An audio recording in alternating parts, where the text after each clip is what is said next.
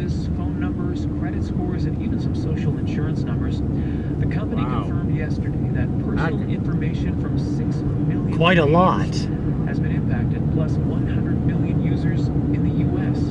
Now, while the company assesses the potential damage, it could be one of the biggest bank breaches in history. Claudia Popa is a cybersecurity expert with Data Risk Canada and the author of the Canadian Cyber Fraud Handbook, and she joins me now from Toronto. Thanks for joining us. Thanks for having me on. So how how concerned should we be about this story? Well, I think Canadians should be quite concerned. I mean, this is fairly unprecedented, and we really don't see data breaches where the information is ready-made for fraud. Typically, a fraudster has to collect pieces of identity from here and there, and they collect your email, they collect your address, and then they find your social insurance number from somewhere, and they'll socially engineer you into giving them your date of birth. But here it's all in one place. So the question becomes, how widely was it disseminated, if at all, and how many Canadians are going to be impacted as a result? We don't know yet, but the firm is expected to notify potential victims individually in the coming days. The firm is saying, we believe it's unlikely that the information was used for fraud or disseminated. However, we will continue to investigate it. What questions do you have about this?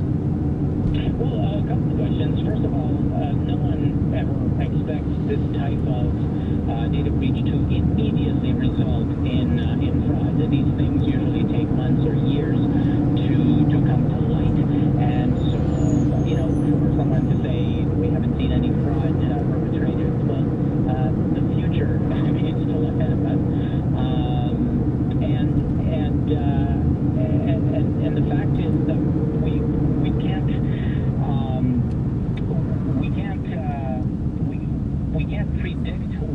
predict what fraudsters are going to do with this data beyond the typical 1-year coverage of the credit monitoring that is often offered to victims. And so once that expires, typically fraudsters take advantage of it at that point. So we are hoping that Capital One will follow in the footsteps of Desjardins, as we saw last month, the financial giant here in Canada that has stepped up and has offered lifetime credit monitoring protection to a Canadian as a result of their data breach. Well, that's good. A good precaution, I guess, after the fact. What steps do you think the company should take to protect their customers moving forward? I mean, what you mentioned, the Desjardins, maybe what should they have done to protect it, to prevent it from happening in the first place, if anything? Well, the first thing for all companies to do is to realize that over-collection is not a good strategy. When you collect more information than you need for whatever purpose it is, you are placing yourself and the data owners, the subjects, the individuals at risk. And it looks like this data was going back all the way to 2005, which is the second point, which is governed by our privacy law, which says once you're done with the information that you've collected, you have to dispose of it securely right away. And it looks like they've held on to it for so many years. The third thing is that the company should have kept that information, that sensitive information, securely.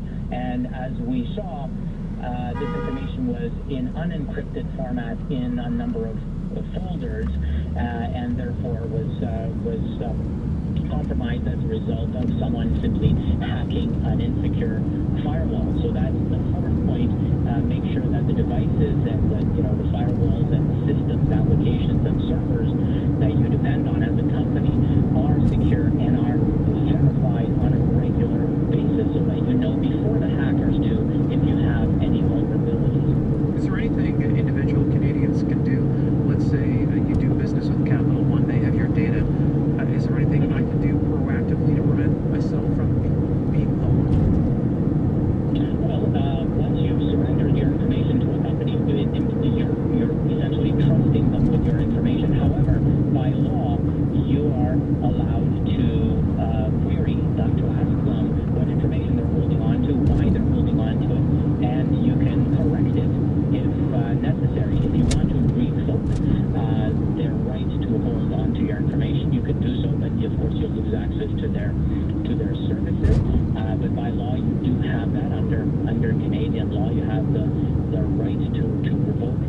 their access to your information. It doesn't apply across the board. So, for example, you can't do that with Equifax. But once that data is out there, you have very little recourse, and all you can do is be vigilant with bank statements and credit card payments and so on in an attempt to find out about any unauthorized transactions as soon as possible, so you have more options available to you. Why do you think we're hearing about these instances more frequently? You know what? It's a triple-edged issue. First of all, companies are over-collecting. They're collecting more information than they absolutely require. Secondly, they're increasing the complexity of their systems and databases, and those, of course, there's a commensurate increase in the complexity of security safeguards that need to be put in place, and they don't necessarily have those security capabilities. And third, it's much easier now for cyber criminals to join the trade. There's almost zero barriers to entry in the cybercrime media. People are using it as a second job in many cases. So you can simply sign up to a cybercrime as a service business model, and so there are just more of them, and they're scanning for more vulnerabilities all the time, and we're seeing that increased volume reflected in the number of data breaches that are occurring and that are being reported. Give me an example of the kind of information that businesses like, say, Capital One are collecting from us that they don't need in the first place. Well, it's always tricky to know when someone needs to really supply a social insurance number. With the Canadian government is saying that you should be very skeptical when you're asked for a social insurance number, except when you've already been hired. If you get a job, for example, that's used to process your payroll. That was the intention when it was created some 50 years ago. It was to keep track of payroll, and that's why it was meant to never change. It was never intended to be a unique identifier for Canadians. Dates of birth again are meant to uniquely identify you. Unfortunately, we don't have a Canadian an electronic identifier as some Scandinavian countries have adopted. They have electronic identity, and when there's a data breach, they simply change those electronic numbers, and people are protected. Just as if we over here had a credit card breach, when the company simply cancels the card and issues a new one. It would be nice if we could do that with the identifiers that are today unfortunately fixed for life. So many of these identity elements should not be used as unique identifiers. There should be a better way, and it's up to consumers to push back. Don't surrender necessarily your driver's license, your passport number, your dates of birth, and your social insurance numbers unless you know for sure that these are required by law. Is it up to federal government to come up with some sort of digital identifier and assign each of us one? Yes. This has to be a government-led project, and that's why it's so difficult, because governments come and go, and so the horizon is so short. But one thing that the government can do is reform legislation that puts the onus on companies to be responsible with data. We've seen this week that Equifax got fined some $650 million or $700 million US for their transgressions, and unfortunately Canadians are not going to see any of that. Canadian victims won't see any of that because we simply don't have that capability, that legislation in Canada. In Canada, at the most, we have $100,000 as a fine, which compared to, let's say, this week's announced Facebook $5 billion penalty is clearly nothing. So we certainly need more enforcement powers for the Canadian Privacy Commissioner, and we need some legislation reform. But we will see more data breaches reported in the news, if only because the privacy law, our federal privacy law, has changed as of last year, which is about 6 months ago, and companies are now required to disclose data breaches, which they weren't before, and therefore they're also required to detect them in the first place so that they can so they can disclose them. Okay, it's good to talk to you about this, sir. All right, it's my pleasure. Have a nice day. You too. Claudio Popa is a cybersecurity expert with Data Risk Canada and the author of the Canadian Cyber Fraud Handbook.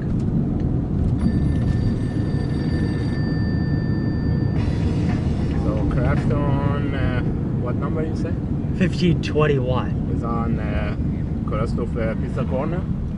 Yes. Okay, good.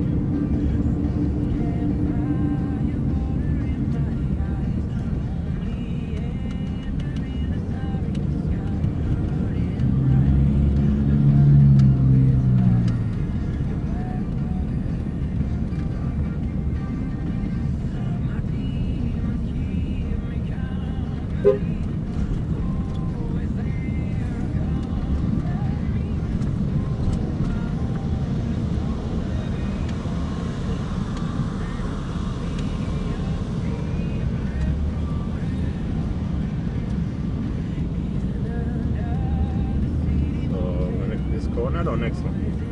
It's the next one. Nice one.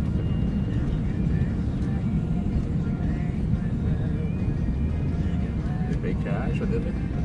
Debit. Over here? Yes. Right here.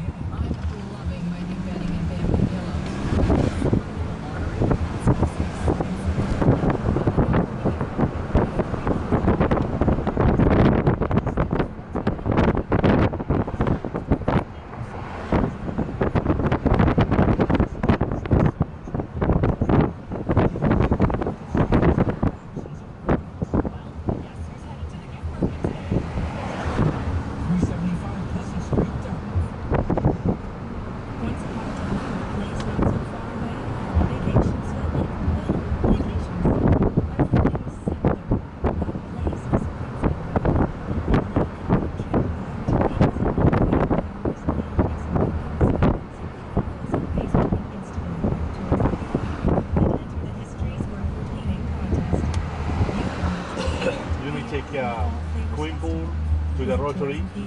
Yes. That way, okay. Thanks to your phone, you want data first. So Eastlink is giving you 10 gigs for only $70. With that many gigs, never worry about going over your limit. Upload all your photos. Use GPS all the time. It's time for more data at a price that's fair.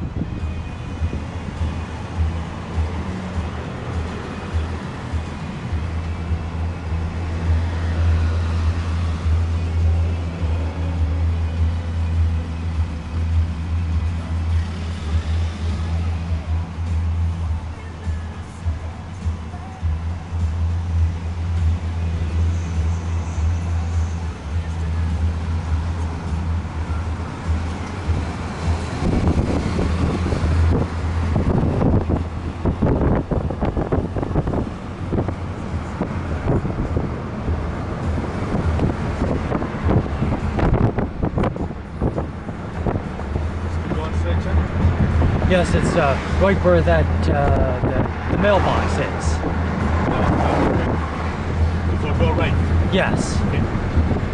This one here? Yes, right.